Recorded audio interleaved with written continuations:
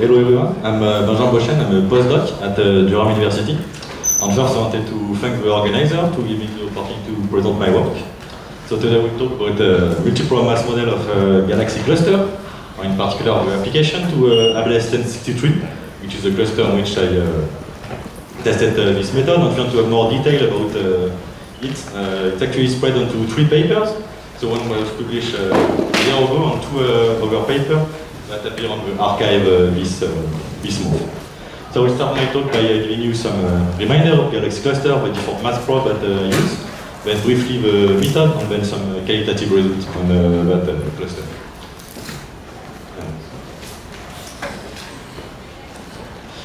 So just some reminder that I'm sure you all know of. So there's no Galaxy cluster, so they are made of galaxy. So mostly elliptical galaxy that you can see here, the yellow galaxy here. On this population of galaxies, we have a peculiar one, that are the BCG that dominate the overall galaxy from, because of their mass and luminosity. Around them you can see this faint emission, which is intracluster light, which has been here earlier today, are made of stars that are floating in the cluster potential wave. In the same void, we have the intracluster medium, which is made of hot gas that have been heated due to the greater interaction. And you can see with X-ray observation. So here you have an optical image of the coma cluster where it's overlaid X7 Newton observation. And then if you want to have an idea of how each of these components are contributing to the mass, you look at the profile here. So you will see that the stellar content that is in the galaxy and ICL is less contributing. Then the major contributor is the ICM gas. And then you have the dark matter that's also filling the void there, that is dominating the overall mass budget.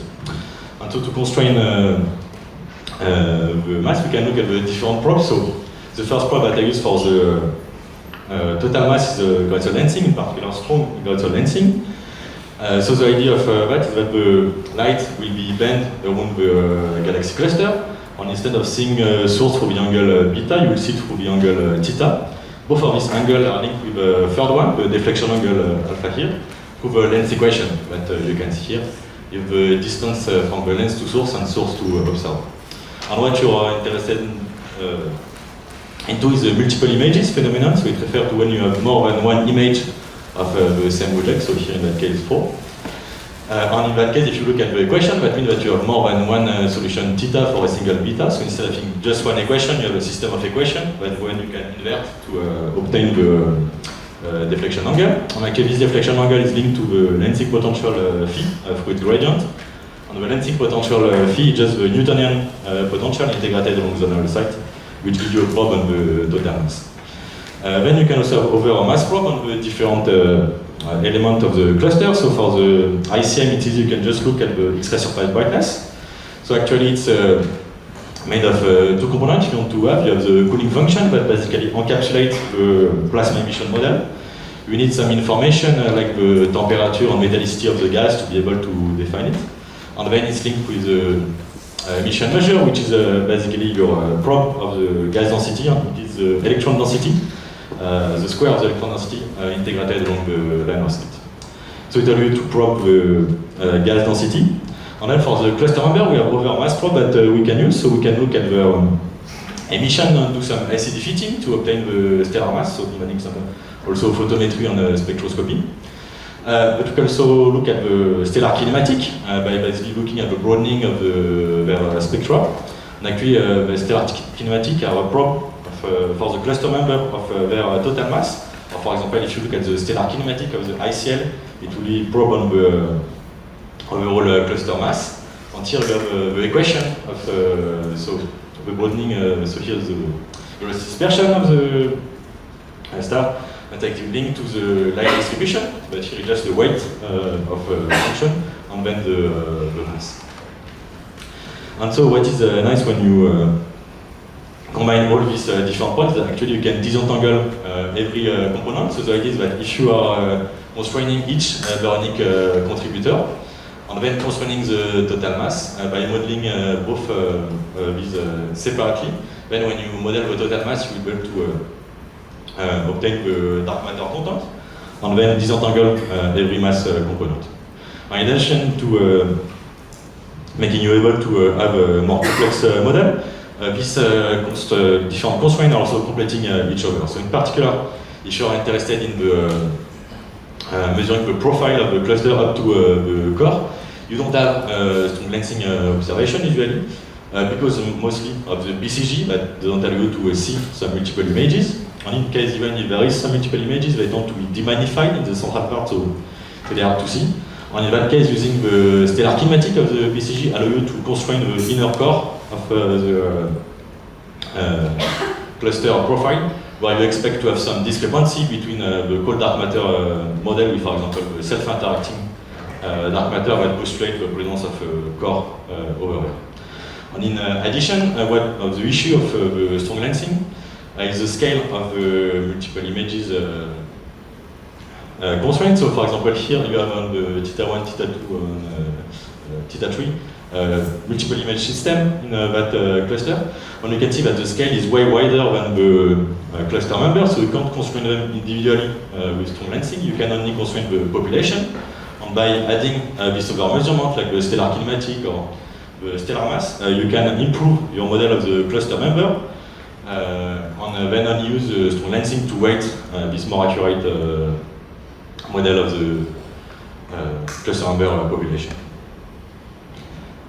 And so I tested this method to combine all of that on this cluster, ABL-STC3, for two reasons. So the first reason is that to have all these constraints, you need a lot of observation, and so this cluster has deep Hubble images from the Hubble and frontier field on the Buffalo program, and deep James Webb image from the glimpse.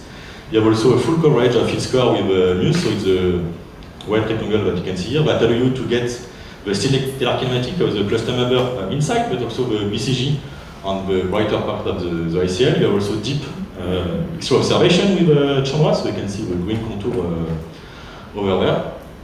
And in addition to that, if you compare to other clusters that have the same quantity of observation, it's one of the simplest. So it's mostly a unimodal cluster, not a complex merger like the other one, which makes it ideal to test a new method.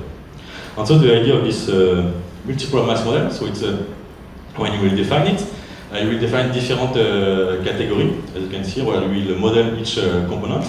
In each of these categories, you will assign some mass profile. Don't look into the detail here, don't have time, but the idea is that each of these mass profiles will have some parameters, and depending on which category they are, we will have different assumptions. For example, for the smooth dark matter on the cluster scale, you don't know where it is, so you don't want to take assumption.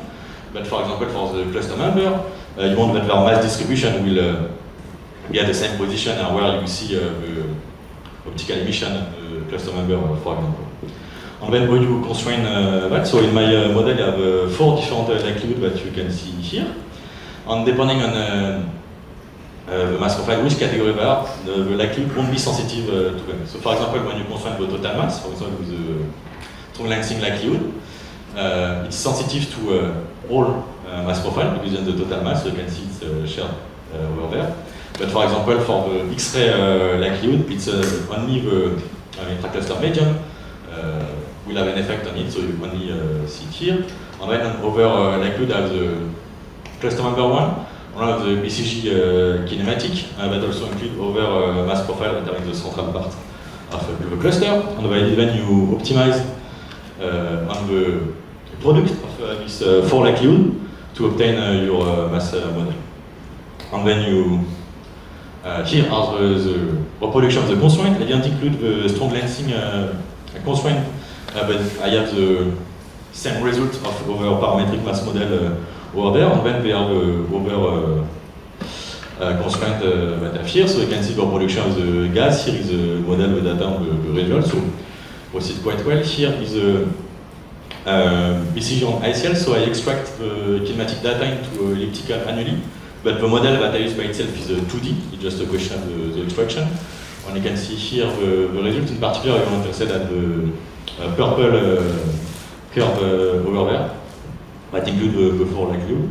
So we see that we reproduce the data with the error bar. And then you have the dispersion of the individual cluster member that you can see here. So there is still some scatter in it, we can't really reproduce it more accurately due to the fact that we still use some sampling assumption to model the cluster number population. And then you have the mass model. So here is the projected total mass distribution. And as you have these different categories, you can extract every element and look at their profile. So you can see the gas distribution in red over there. You can see it's a bit offset and symmetrical. It's not really following the dark matter. So this cluster is a minor merger. So we expect to have this kind of difference. And if you want to really accurately model the total mass, you see that it's interesting to include the gas constraint to be able to reproduce the complexity there. Then you can see the dark matter, and then the central part is the BCG and ICL. That will be important if you're interested in the inner core of the cluster where it actually dominates. In particular, you expect to have some electricity difference between the BCG and the ICL, where the ICL start to follow more the dark matter distribution. And then you can easily extract the profile. So here are the profile made from the projected mass distribution. And Parker, some person are interested into finding which baryonic tracer is the best of the dark matter. And so with this kind of model, you can look at this kind of thing. So we can see that in that case here, the BCG is dominating the central part as expected. And then after it has a steeper slope than, for example, the dark matter that we can see here. And then in that case, we see that the gas is the one that is following the most the dark matter after. And in particular, we can see also the which of the baryonic components is dominating, and we can see that in the inner part you have the BCG dominating, but to radius that is larger than the half-life radius of the BCG. And so that brings me to my conclusion. So the idea is that you have a consistent framework to include multiple mass probe, and the mass profile is then constrained from within the BCG to the end of the strong lensing area. You could extend it with weak lensing data, and it fully disentangle the dark matter of the galaxy on a cluster scale. And for future analysis, I plan to model the over frontier field cluster, although there are some mergers, so not ideal. And then I have part of the James Webb Slice program that observes 100 clusters. And I can't do the same kind of mass model because we don't have the data, but we can do some similar mass model depending on what physical quantity we want to target. For example, some have news observation, where we could, for example, have a good reproduction of the inner core to do this analysis, for example, for SIDM. So thank you for listening. I'll be happy to answer your question or hear your comments.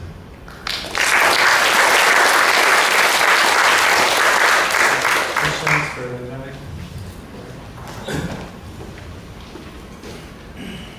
Yeah, thank you for the very nice talk. So, can your model see if there's like an offset between, for instance, the dark matter distribution and the gas distribution? I mean, in terms of where is the center that is chosen, or do you choose the center yourself before running the analysis? So for the gas distribution, there is a small offset. So I didn't take assumption on the gas. What I use is I take the X-ray surface brightness and just model it into a free-form way. So you have as many mass profile that I need to reproduce the gas. In that case, it's the minor merger. There is some gas sloshing that produces this asymmetry, and there is a bit of offset of the gas. But it's likely due to a smaller cluster or group that didn't fall into it in that case. Okay, so like at the end of the analysis, you have the center of each component as like an output. Yeah, I can take it.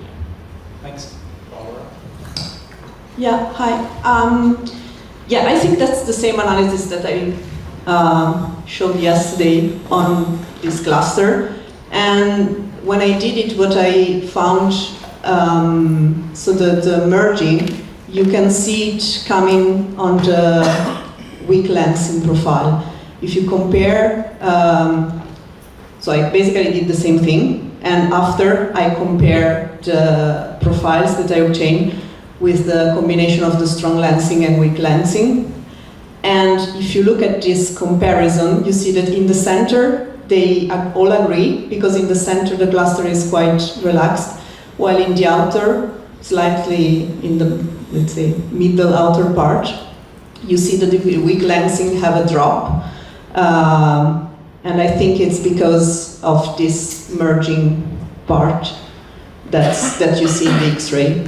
Yeah, so I think the part that will be the remnant of the book is this part here, where you see there is another density of galaxy. And it looks with all the gas distributing on some other paper that have been published with the merging axis, would be that way. But it will be around here, so I guess it's what we were seeing on the weak lensing. Yeah, exactly. I mean, just to confirm that, it's exactly what we found, and one of the explanations that we gave, it's this, because you see also in the weak lensing. Can you make it short? Yeah, just two quick things. Did you use the HST multiple images, or did you find new ones in the JWST data? For now, I use in this model the HST, multiple images. For now, I'm part of the GLIMS collaboration that obtained the James Webb imaging. And we are still in the process of making the model. For now, we found a lot of new multiple images system, but we are waiting from spectroscopic measurement from NIRSPEC to confirm more on a more robust system. But for now, just an HST model, not yet James Webb, soon. Okay, thank you. Okay, let's thank Benjamin again.